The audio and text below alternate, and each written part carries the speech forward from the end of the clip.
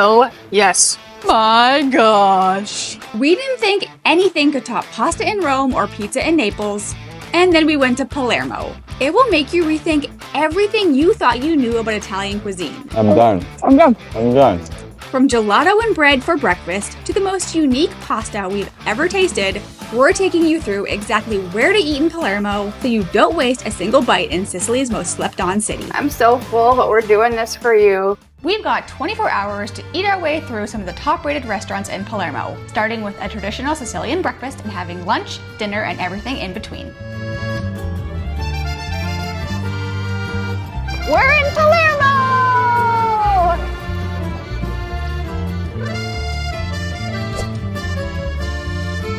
Yes.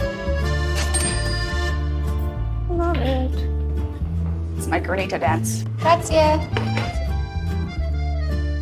If you watch our Sicilian road trip video, you know we fell in love with brioche with granita for breakfast. It's really a traditional Sicilian, almost a ritual. They view it as like a coming together for breakfast or snack. And it actually started in the Middle Ages when people took snow, mixed it with fruit syrup, and then stored it in little holes in like the mountain. So it's got a really interesting tradition, and it's a nice, sweet, tasty way to start your day.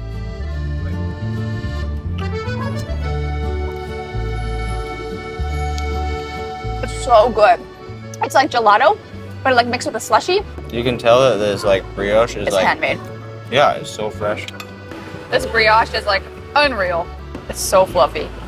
Oh my gosh. So sometimes Sicilians do granita and sometimes they do gelato in their brioche, and we couldn't decide which one, and we're on vacation, so we got both. This is a big baby.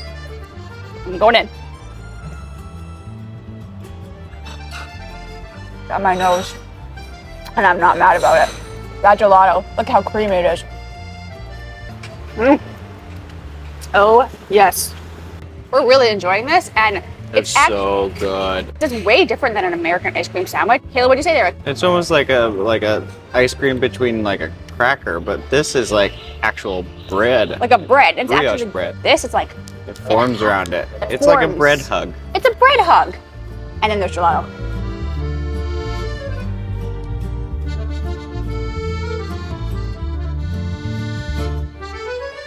Palermo is the land of markets and street food.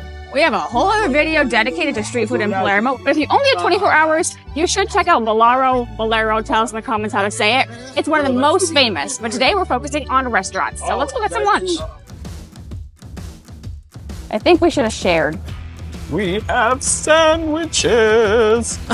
Like the biggest sandwiches I've ever seen. These are freaking massive. Should have shared them, save a buck, pro tip. But I'm this, gonna be full for days. right? Good thing we have dinner reservations in like 3 hours.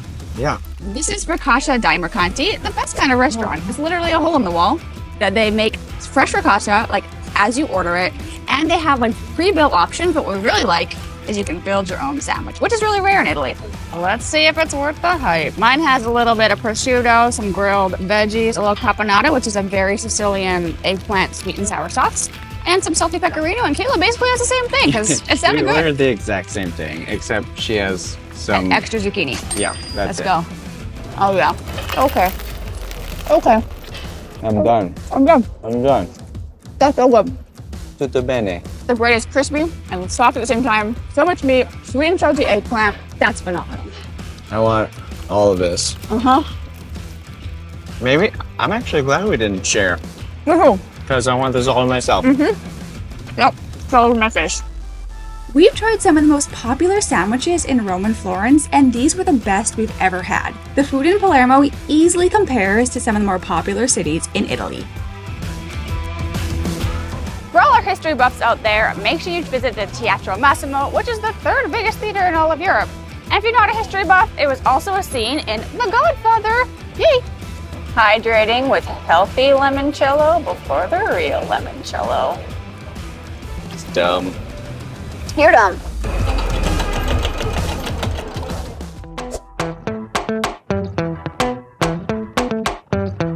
Is that fine? Oh, hello. Tell me. Okay, Palle is like the famous spot to get arancini. If you're in Catania or other parts of Italy, or Sicily, I guess, it's arancino or arancina. If you say it wrong, you will get in trouble, so make sure you get it right. And also in Catania, they're teardrops. Palermo, They are circles. This one is apparently really traditional. Filled with some kind of beef stew thing. Let's see what's inside. Oh yeah. I'm so full, but we're doing this for you so that you can get the best food. Let's go in. It's a grandma stew.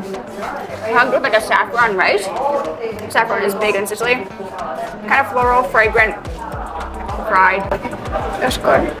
Palermo isn't just Sicily's capital, it's the island's cultural soul. A mix of Arab, Spanish, and Italian influences you can literally taste in every bite.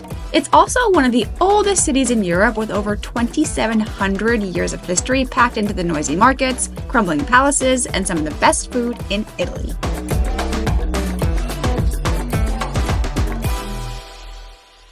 As night falls, it's time to head to Nonna Dora, which you need reservations to get in, absolutely for sure.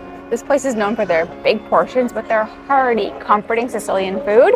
And to start, we have a little bit of melanzane, which is eggplant or aubergine, depending where you're from, with a little bit of cheese and prosciutto stuffed inside. Oh yeah, look at that cheesy action. I love Italy and all their cheesy goodness. It's the best. It's so simple. Salty prosciutto, kind of tangy eggplant, that bright, vibrant tomato sauce with cheese. It's so good. Servings are really big for the price. This is about $8, and this is pasta con sarde, which is a super traditional Sicilian dish. Very unique to Italy. We have sardines, pine nuts, golden raisins, which is all the influence of Palermo. Let's give it a mix. So much pasta. Pro tip, share the pasta, and if you need more traditional food, make sure you check out our road trip video and tell us in the comments. Would you eat pasta with sardines, or is that a little bit too out there for you? Okay, it's gonna be a mess of a bite, but whatever, we're going in. Whoa! Okay, so it's fishy, it's sardines, let's not sugarcoat it, but not in a bad way. The pine nuts do bring up the spice, kind of like Christmas spices in there. I'm not sure how to describe it, but it's so good. Absolutely have to try this. Wow. Okay, what do you think of it? I haven't even tried it. I'm kind of scared of this. It smells very fishy. So I'm doing it proper twirl. Oh, yours is better than mine. What do you think? I can see the Christmassy. You get like some fishy notes, but then it gets into the pine nuts. It's very, very good. You definitely need to give this a try. I'm starting to name my teeth. Yes. Wow, there's a party happening. But we need to get some protein, so we got a big grilled calamari. Looks like olive oil, lemon, parsley, simple, flavorful. Worst lemon ever. It has no juice. Let's see, is it cut with a butter knife? Yes, good sign. Looks a little crispy, a little lemony. Crispy outside, soft tender inside, but not like a tire. It's really simple. And it's really delicious. To end our 24 hours in Palermo, we of course have to have a drink. It wouldn't be us without it. So the place to be in Palermo is Sartoria Cocktail Bar. When we were at our 24 hours in Bari video, which we'll link below, the bartender told us to come here, and it is such a vibe. It's very unique, very funky, and I have this really cool cocktail, which is a Freddie Mercury with a little bit of fermented pineapple, gin, and some kind of cardamom vanilla syrup. Sounds spicy, sweet, and the best way to end the day. Yes, fresh, little funky with the like fermented pineapple, and really refreshing and good. Ready to keep planning your trip to Palermo or anywhere in Sicily? Make sure you hit like, subscribe, and check out our next video.